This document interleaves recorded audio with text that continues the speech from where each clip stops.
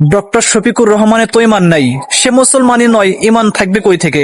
আবার বড় বড় গল্প করেন তাকে নিয়ে। আমাকে গালি দেন, কোনো সমস্যা নাই, যা ইচ্ছা তাই বলেন, কোনো সমস্যা নাই। সত্য কথা বলার জন্য, তুলে ধরার জন্য যদি আমাকে গালি দেন, তাতেও আমার কোনো সমস্যা নাই। চলেন। মুসলমানরা শুভেচ্ছা জানাতে পারবে কিনা? মোটেও না, মোটেও না।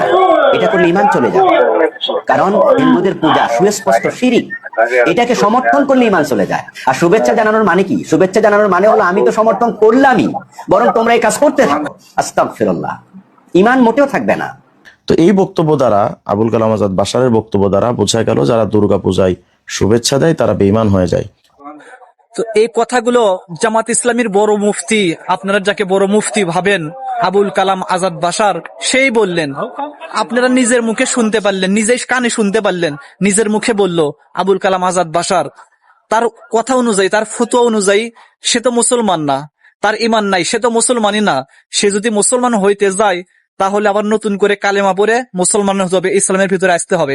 এই যদি হয় একটা ইসলামিক দলের আমিরের অবস্থা, তাহলে দলের অবস্থা কি হবে আল্লাহই জানে।